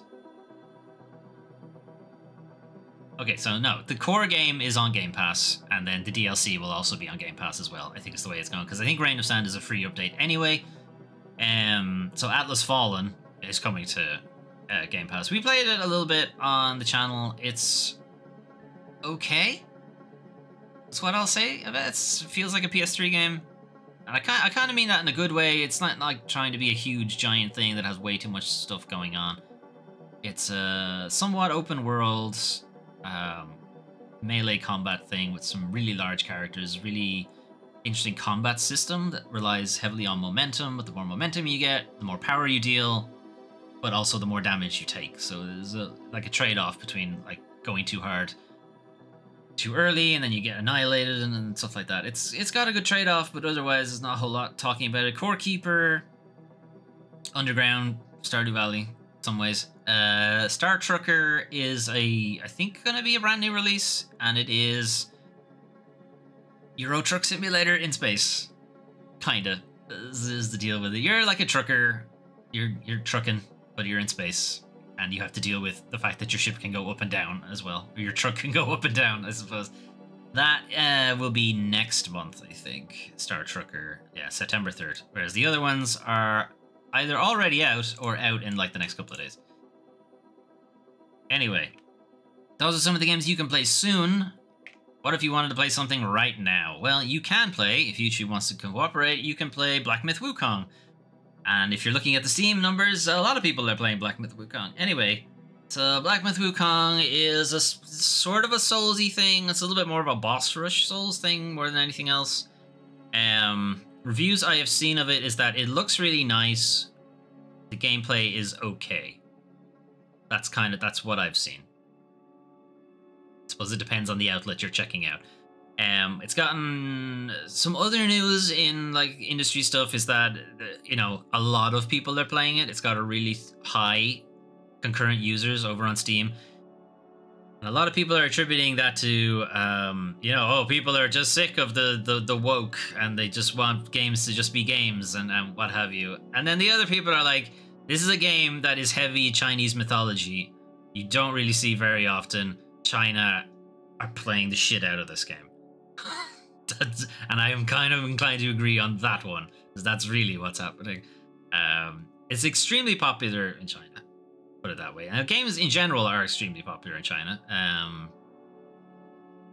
But the way the games industry works in China is a little bit weird, in that like a lot of the games don't actually get released there. When big games that have already a Chinese folklore to them, they're gonna get a lot of play. Anyway, that's Black Myth Wukong. Lots of boss rushing, that kind of thing. Concord, if you didn't know, is out. You can play it now. Remember this thing from PlayStation? They're one other exclusive of the year. That is. What else did they bring out this year? Fucking else did they bring out? This is just Spider-Man? Was that this year? 2 games. Good job, Sony. All right. Anyway, one of them is a multiplayer fucking MOBA. Amazing. Great. Cool. They're fucking head of the games industry too. Alright, anyway. It's out. It's a 5v5 thing. It's, as far as I can tell, nobody's playing it. Anyway. Also, from what I've seen previews, it's good. But, again, I don't think anyone is really interested, because, as I said before, with other MOBAs, people have picked their MOBA at this point. There's too many of them. You're way too late to the party at this point. Anyway, last game, new release, Tactical Breach Wizards. So this is, as far as I'm aware, PC only now. Think like Rainbow Six, but you're a wizard, and also it's isometric, and also it doesn't take itself particularly seriously.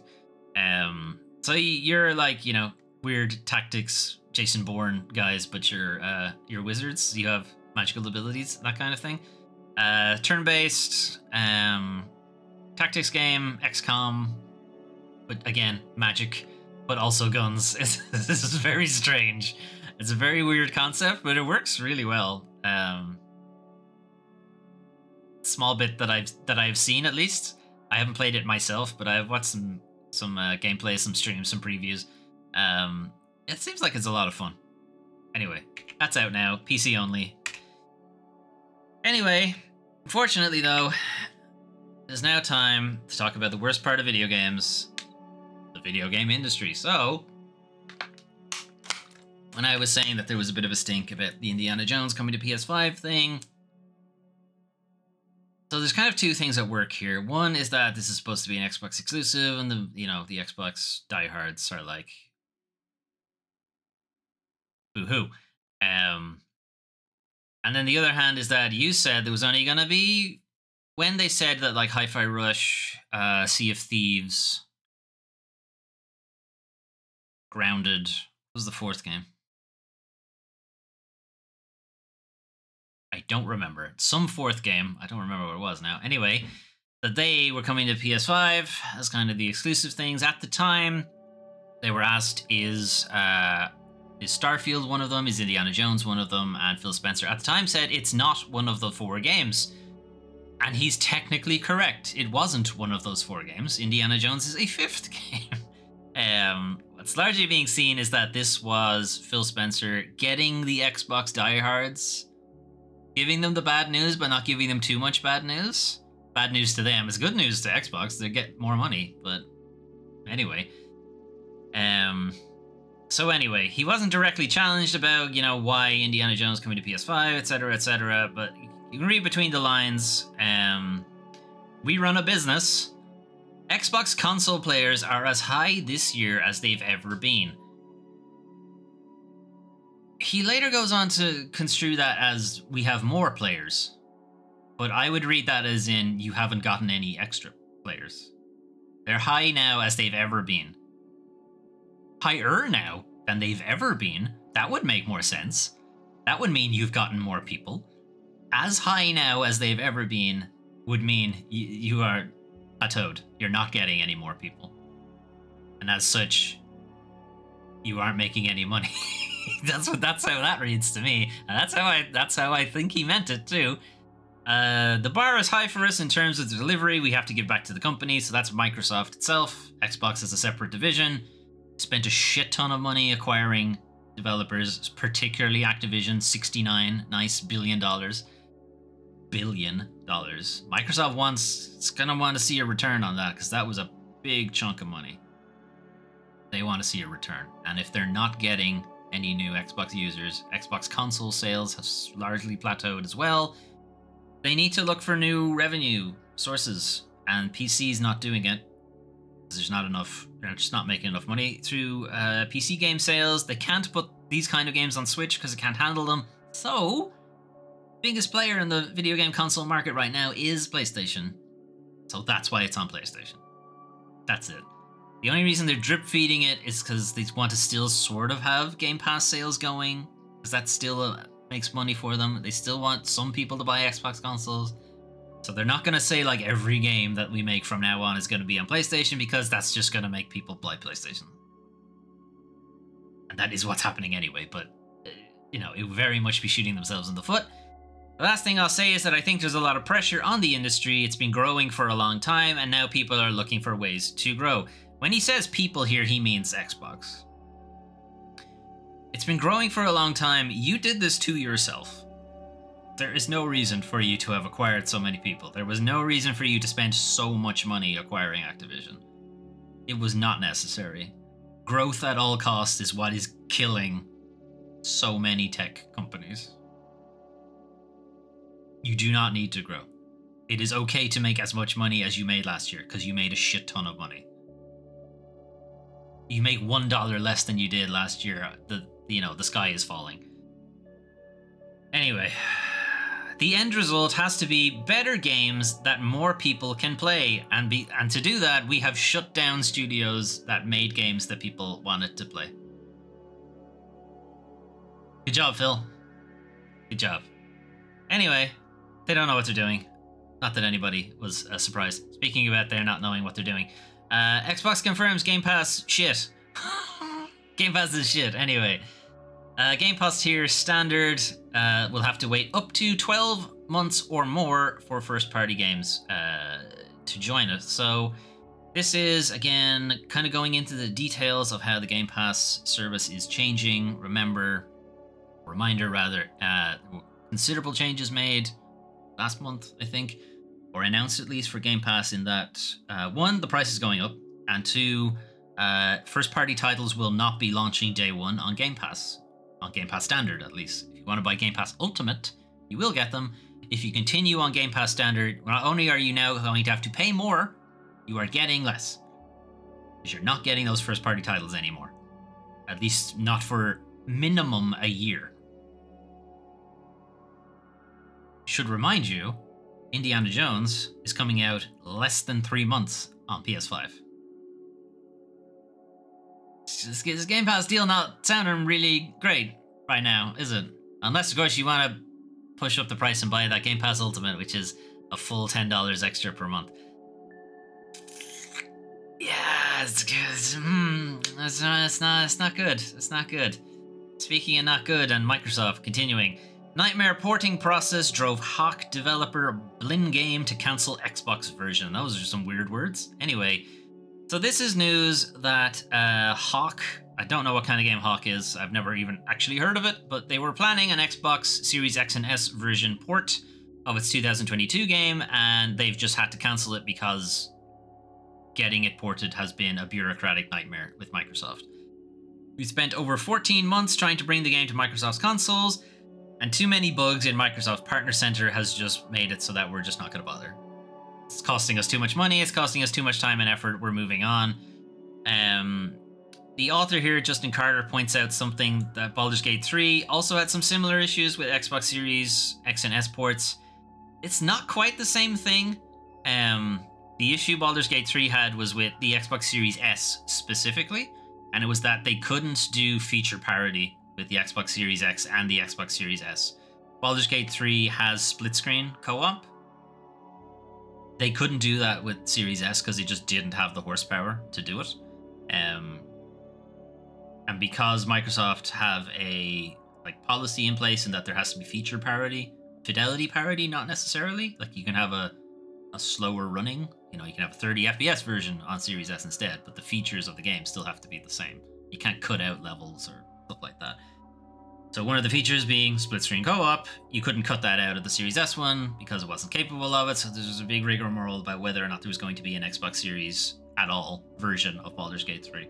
And they eventually came to some agreement, and I'm not sure what it was because I don't think the Series S suddenly got more powerful.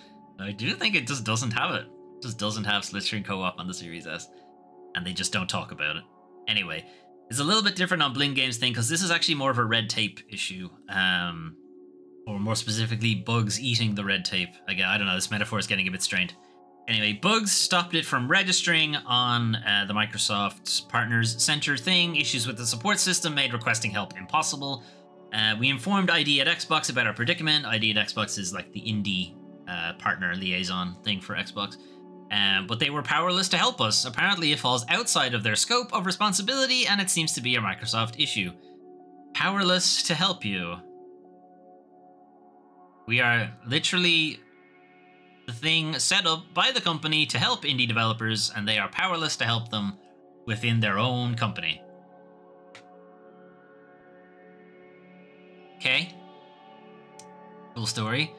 Anyway, the studio later called Xbox publishing process the worst we have ever encountered. We have never faced such significant obstacles. So if you were, one, knew what hack was, because I didn't, and two, were looking forward to playing it on your Xbox, no.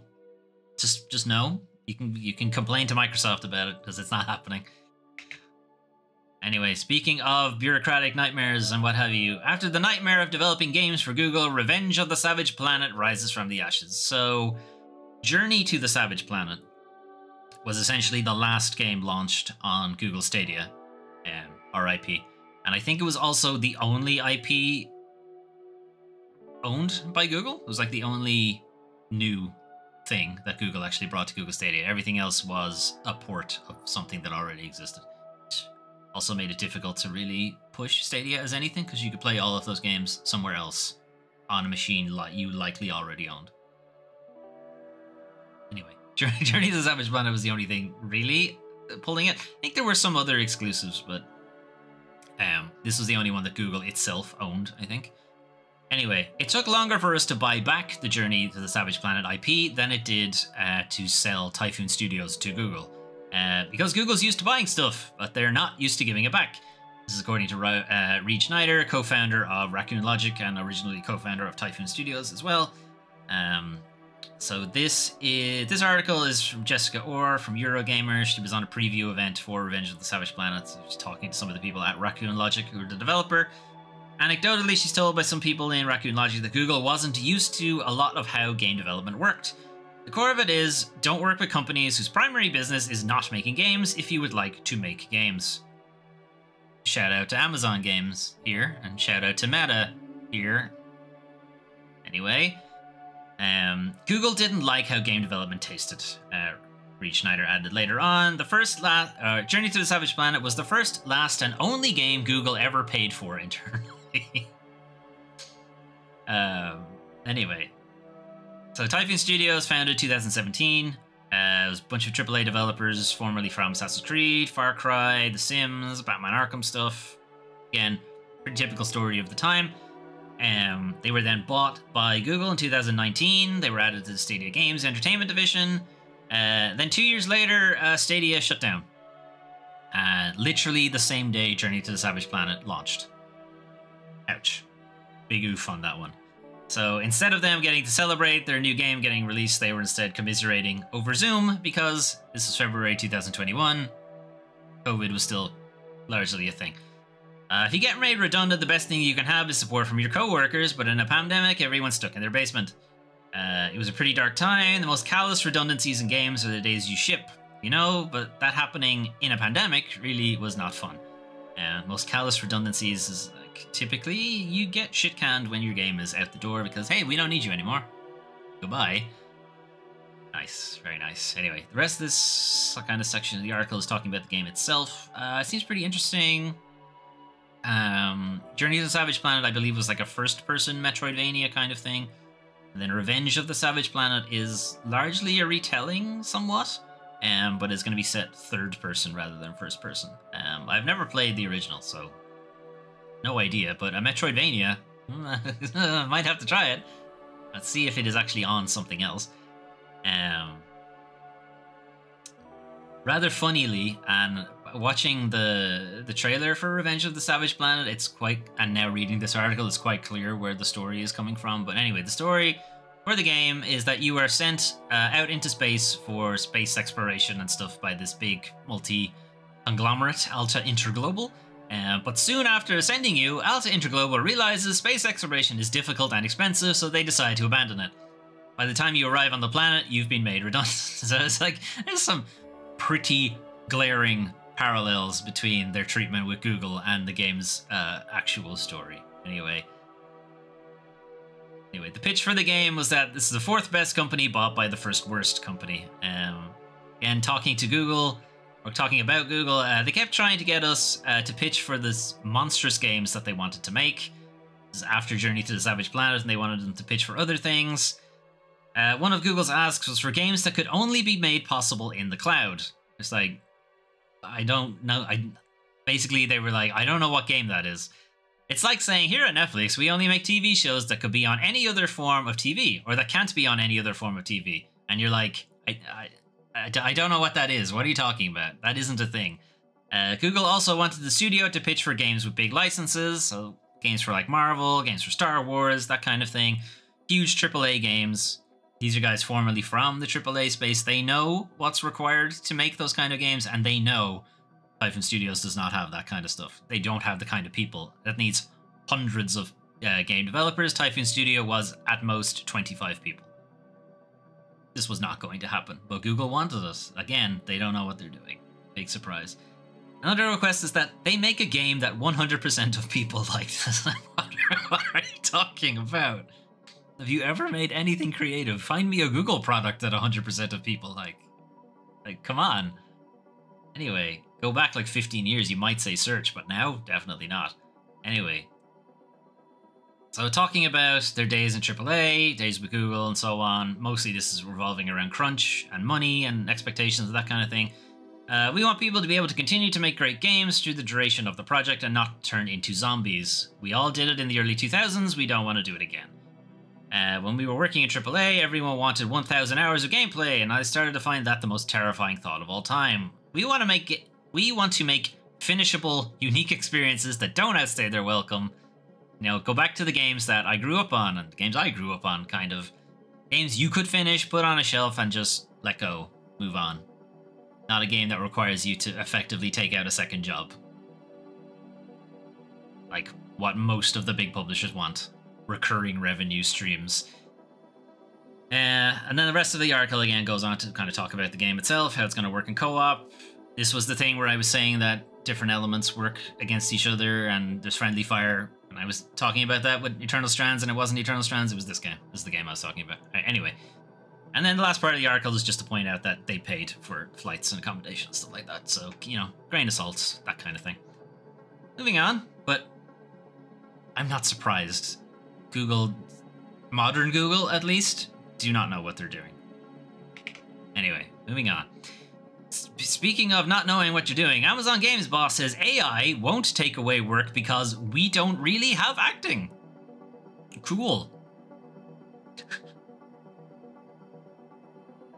God, I feel bad for whoever is the PR rep for Amazon Games, because when they read this, they must have been thinking, oh good fucking God, what have you done? Anyway, so this is coming on the heels of the SAG-AFTRA strike, because they're not able to get agreeable terms with these big game publishers around generative AI and a bunch of other things, but primarily generative AI stuff. To negotiate acceptable protections around the use of AI for its members, and this guy decided to put his foot in his mouth, I suppose. When we talk about AI, first of all, hopefully it will help us to have new gameplay ideas, which has nothing to do with taking work away from anyone. New gameplay ideas from this thing that relies on everybody else's work and just regurgitates it in a different way. That's new gameplay, is it? Okay. And this won't take away from anyone's work. Pretty sure it's somebody's job to come up with new gameplay ideas, but alright. Especially for games, we don't really have acting. Now I get somewhat the follow-up here, sort of. I get where he's coming from, but also, no. You very much do. It is an incredibly important part of the process, but okay. The majority of the team sits in programming, and that's not going to go away because that's all about innovation. What the fuck are you talking about? If it takes something, it will be really the boring parts, is AI taking stuff away. Okay, one, it's not all about innovation. It's all about grinding labor, is what it's really about. Programming isn't, we're not suddenly coming up with, you know, incredible new ideas every day, every hour of the day.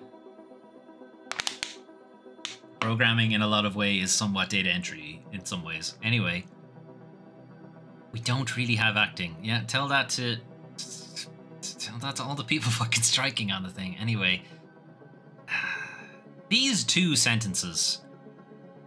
Gen AI will somehow come up with new ideas even though all it can do is regurgitate old ideas badly. And then programming is all about innovation, which it very much is not. Cool. This guy's head of the games company. Then he goes on to say that hopefully Gen AI will, you know, help us speed up game development because games take way too long. They take like 5 years to make a game.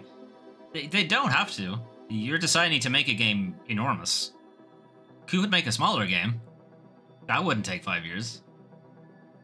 Wouldn't need, you know, industry-destroying technology to do it either. You could do that. Okay. Anyway, this is the guy in charge of the next Tomb Raider game, by the way, saying that we don't really have acting. Anyway, this last thing about you fail faster is like most video game development studios are one failure away from bankruptcy. One failure away from having to leave the industry. They can't really afford to fail. But Amazon has unlimited money, so they can get away with this shit. But they will drive the rest of the industry to do the same thing. And most of the industry can't really weather something like that. Anyway, this is why you don't have business people in charge of creative endeavors. Anyway, going back to the Revenge of the Savage Planet, guys. Don't do businesses. Don't make games with companies whose business is not making games. Amazon's business is not making games. Anyway, last thing for our industry bullshit. So DevCom is currently going on at the same time as Gamescom. And there's a bunch of speakers talks given. It's like stuff how the industry is working, things you can do better in the development studios. It's very much an industry thing. They don't really talk about games specifically. It's more about just industry practices for developers and stuff like that. But as part of it, a survey was given to all of the speakers, like 100 speakers, 300 industry experts, this kind of thing. So it's fairly small, but also it's a very niche area. So it should be indicative, but again, 100 people is not. Anyway, we'll move on. So DevCom Developer Conference, currently going on in Cologne alongside Gamescom, shared the results of their speaker survey, and almost 90% of respondents think that AAA games can succeed without additional purchases. You can just make the premium game, you can sell it, you move on.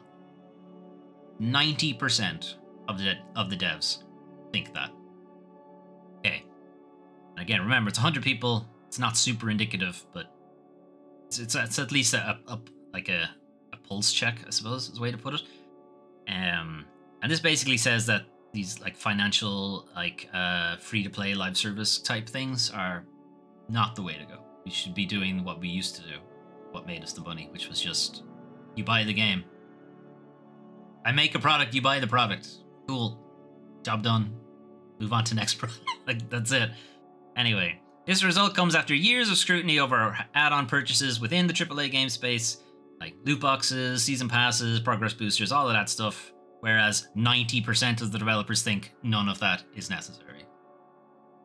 Anyway, elsewhere in the survey, 65% of respondents said they favor the premium model over both digital and physical games, i.e. you buy the game, you get the game, that's the end of it.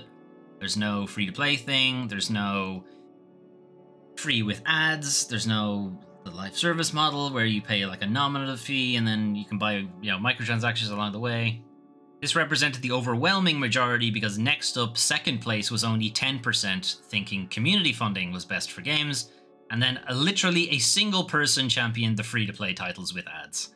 So it went 65% of people thinking let's just do the premium thing, huge power gap, less than 10% thinking hey, let's get the community to fund it. Again, that's still kind of a premium model. Oh, sort of, almost, not quite, kind of. And then, way at the fucking bottom, 1%? Less than one literal one person thinking, hey, let's do free to play with ads, guys. Anyway, when asked what role Gen AI should play in games development, 31% said it should be used as little as possible. Okay, it's a significant chunk. On the other hand, it does say like 69% nice said there should be used like a little bit, small bit, more than as little as possible. I mean, as little as possible is 0, right? Just don't use it at all. That's what the 31% of people are saying. Just don't use it in any way, ever. 21% said it would benefit code and production. I could see it benefiting production in some ways. Code, you're going to have to spend so much time fucking bug fixing that really don't see if it's any benefit at all. It's like a negligible amount. Anyway, 18% advocated its use in marketing and communication. Again, sure, but how many ads and trailers? Like there was a film trailer came out recently that was, it used Gen AI box quotes, accolades quotes or whatever. You know, when you see like a trailer and it says, oh, it's a masterpiece, 4 stars, whatever, that kind of thing.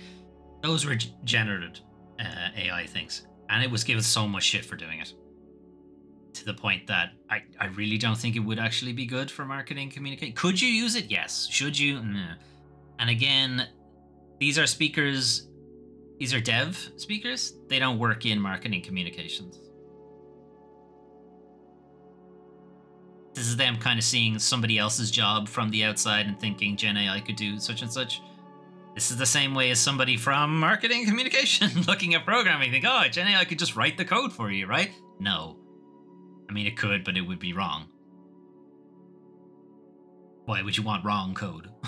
That's not good. Anyway, so obviously take that with a significant grain of salt for that one. One speaker predicted AI will replace human translation and localizations within the next 2 years. No, it won't. Just look at Google Translate. That isn't even AI. And look how shit that is. Do you think generative AI is somehow going to be better than that? No, it's not going to happen. Anyway, on slightly considerably more depressing news, when they're talking about layoffs and stuff like that, most people expected it to continue. Most people expected it to either be about the same or more. Only 5 people, not 5%, 5 people expected layoffs to slow down and hiring to increase. So the future of the games industry, at least from the actual developers, doesn't seem particularly great right now. Alright, anyway, moving on. So one last thing, something happening in the community. You can now play the original Diablo if you want to in browser for free right now.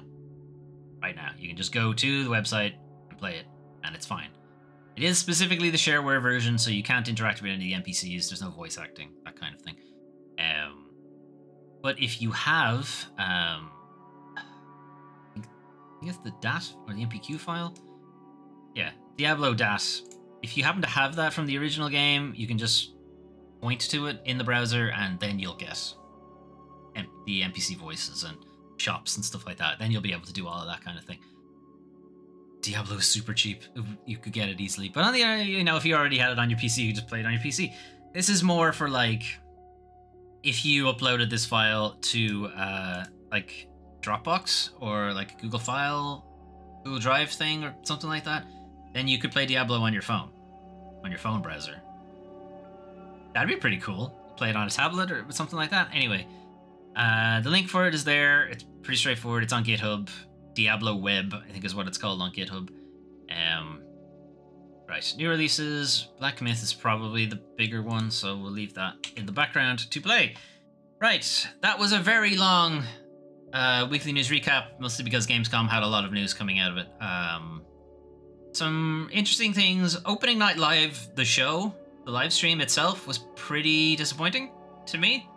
But disappointing is maybe not the word, because I wasn't really expecting much, but there really wasn't a whole lot there for me specifically. Anyway, some of the Monster Hunter stuff was good, but again, I'd kind of already seen a lot of it. Capcom have been pretty open about Monster Hunter Wilds. They're not being particularly secretive about it, mostly because I think they just want everybody to play it. Updates outside of that, Bloodlines 2 being delayed. On the one hand, you know, disappointing. I would have liked to have played it, but on the other hand, you know, at least as long as it's still coming out eventually, hopefully. It is a Paradox thing. Paradox have not been great about releasing their games recently. They've been doing a lot of delaying and then cancelling the game, so hopefully that's not what's happening here. But Bloodlines 2 did seem like it was pretty far along. It would be pretty silly for them to delay it now, but, you know, Life by You seemed like it was pretty far along, and they delayed that and then eventually cancelled it. And then City Skylines console port seemed like it was pretty far along, and then they delayed and cancelled that. Who knows what's happening? Anyway, outside of that, new releases, Black Myth Wukong. I am kind of toying with a Mazocore series thing, like we've done with Final Fantasy. Doing with Final Fantasy, Resident Evil. Like I do like a Mazocore thing, Soulsborne thing, but with games that aren't specifically just the Souls games.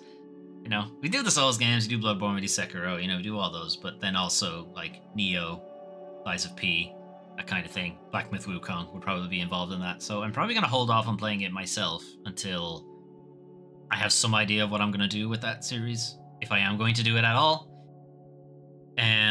Concord, people seem to be not all that interested in it. Now, it could be that, again, it's a PS5 exclusive, and on PC, I think it's on PC as well. It's probably going to require a pretty high-end PC to play, and people who are already on PC and are interested in MOBAs already have a MOBA that they're probably playing, and the way MOBAs are built up is that they want you to play it all day, every day. So, I don't know. I don't see it getting too much interest, really, from the game, from players. I guess we'll see. Industry bullshit-wise, I mean, the stuff with Google is not exactly surprising. With Revenge of the Savage Planet, Journey to the Savage Planet, guys. It's not surprising. A lot of the insider stuff you hear from Google is that they largely don't really know what they're doing anymore, and it's been heavily captured by private equity people who are only interested in number go up and don't really care about the products. I mean, have you done a Google search lately? It's garbage. It's shit. You can barely find anything. Anyway, stuff around Microsoft, stuff around Indiana Jones coming to PS5. Xbox is not making enough money for Microsoft.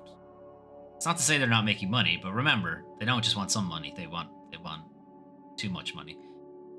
They want number go up, and the number not going up for Xbox right now because they're not really selling consoles, and people have already bought into the Game Pass. how many people they'll get to actually jump up to the Game Pass Ultimate, how many people will just stop bothering entirely because it's no longer good. They need more people to play their game, and PlayStation has a pretty sizable chunk of player install base, so it makes sense for them to bring their games to PS5 from a business standpoint. Might have a loyalty standpoint if you're an Xbox diehard, you've been there since the OG, you don't like seeing it, maybe, whatever. You don't want to have to buy a PlayStation, possibly also. Sure, I can see the frustration. But day of business, gotta make money, and they're not making it. Well, as I said, they are making a lot of money. It's just they're not making all of the money. Money is being left on the table. Money is being left down the couch. Money is being left in somebody else's pocket. We need to get in there and take all their money. That's Microsoft. So that's what they're gonna do. That's what they're gonna try to do. Anyway, what else do we have? Industry bullshit. 90% of devs thinking they should just do the premium thing and stop doing the live service shit. I mean, again, not surprised, but they're not making the decisions because somebody decided to put business people at the top of a creative enterprise. I don't know whose idea that was, but it was not smart. Anyway, well, I mean, it was smart in one way, is that they're making stupid amount of money. But none of that money's going to the people who actually make the product. And the people who make the product don't want to make the product they're being forced to make. So, I don't know. This is going to be an issue here, guys. That seems like a problem. Anyway, moving on. That's your news for this week. What's happening over on the channel? If you've been following the streaming schedule, you'll probably notice that nothing really has been happening on the channel, because I think I did one stream this week. Yeah, what can I say, guys? What can I say? I'm trying, but I don't know. Anyway, depression gonna be depression. So here's our roadmap 2024. Again, we're getting into the second half of 2024 now. It's likely we're gonna miss most of these games, as it turns out.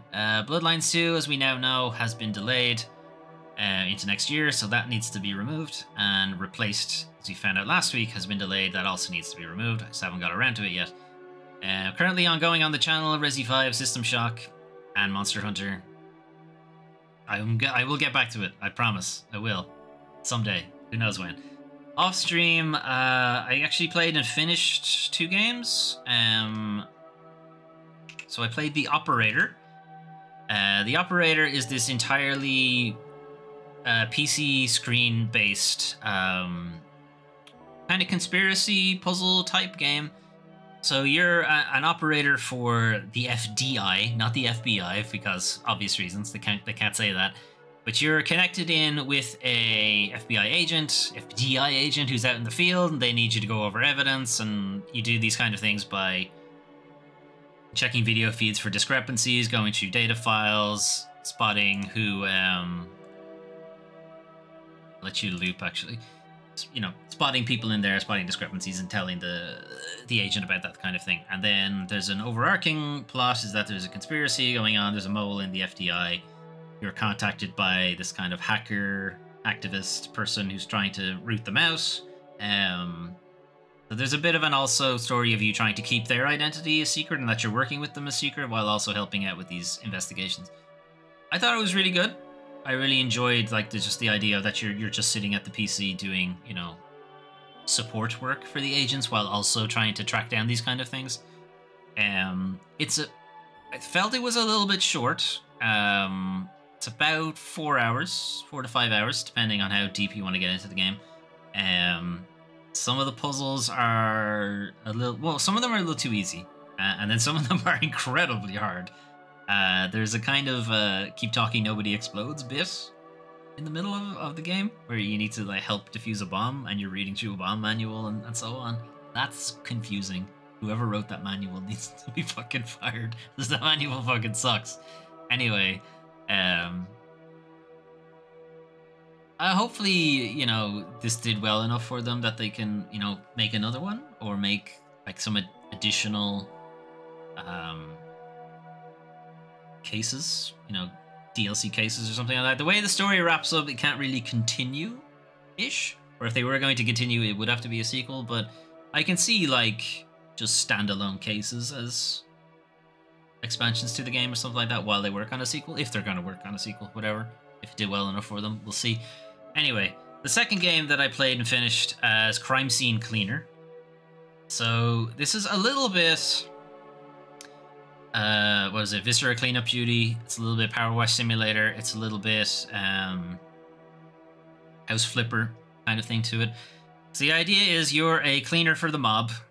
You're kind of roped in because you need the money, pay for like medical bills for your kid and stuff like that. So you're kind of roped into like cleaning up crime scenes. Before the police get there, you need to like deal with the bodies, clean up all the blood, put all the furniture back to where it was, destroy the furniture if you want to, I suppose. Clean everything up, make it look like nothing happened, more or less. So it has that kind of zen aspect to it, the way like Power Wash Simulator does, in that you're just cleaning, you get a little bit of making things go from messy to nice and well organized and stuff like that. Even has a Power Wash thing in it. Again, I wanted more levels. That's all. And that's a decent number. That's 9 levels. They go from just a small apartment to like this huge museum that you need to clean. Because there was this sort of fucking battle royale thing going on in the museum at night or something like that. Ridiculous premise for it, but this is pretty cool setup. The final level can get in the bin. It's like a huge warehouse. It's like this union mob thing goes wrong and like loads of people are killed. It's a fucking mess. Anyway, I thought it was a cool game. I wanted more, and that's a good thing. You know, you can leave them wanting more. You don't want to feel like the game went on for too long, and it didn't. It potentially could have done 1 or 2 more big levels, or slightly more smaller levels or something like that. Like a lot of them are reused of assets and stuff like that, but they are for the most part bespoke levels. Like it's not procedurally generated stuff. Like they're clearly crafted. Every level has its own storyline.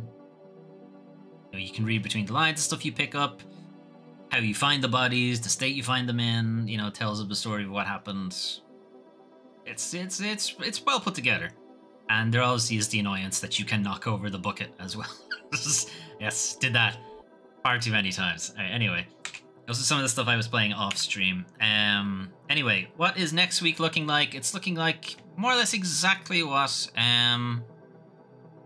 last week looked like. So like that. So we're still going to be toggling between Resi and System Shock. Hopefully we'll get a few more streams in this week than we did last week. So last week was a combination of me playing a lot more tabletop stuff with people. So quite a few games last week, and then also, you know, the big sad, where I just don't want to do anything when the evening rolls around. Or rather, my brain tells me I don't want to do anything when the other part of my brain says, no, you really do, and now I get pissed off that I can't get the motivation to do things. Anyway, see if we can fight past that next week. But yeah, we're just going to alternate between Resi and System Shock until one of them is finished, and then we'll decide what we're doing from that.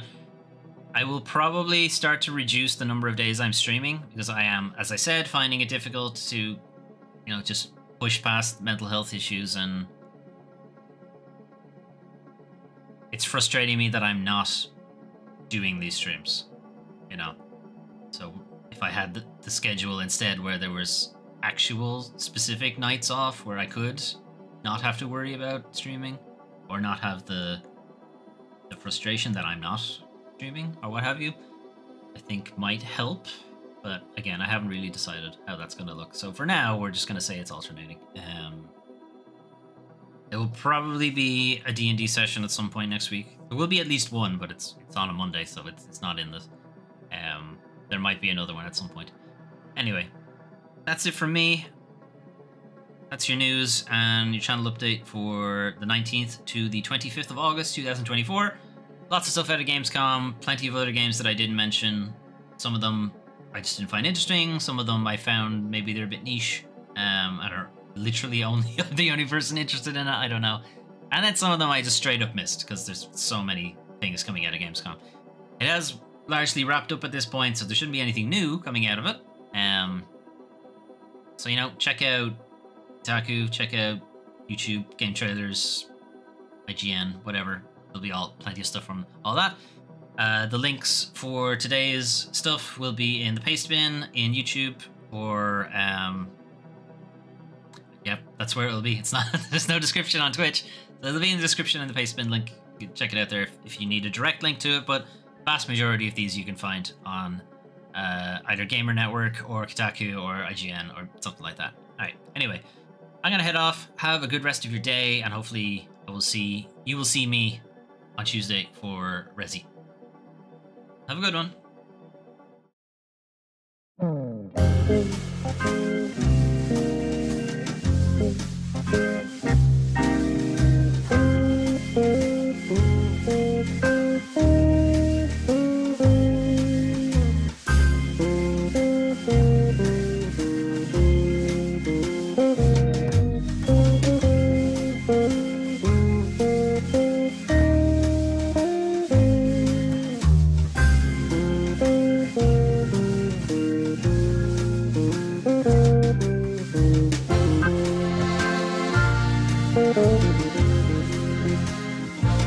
Thank you.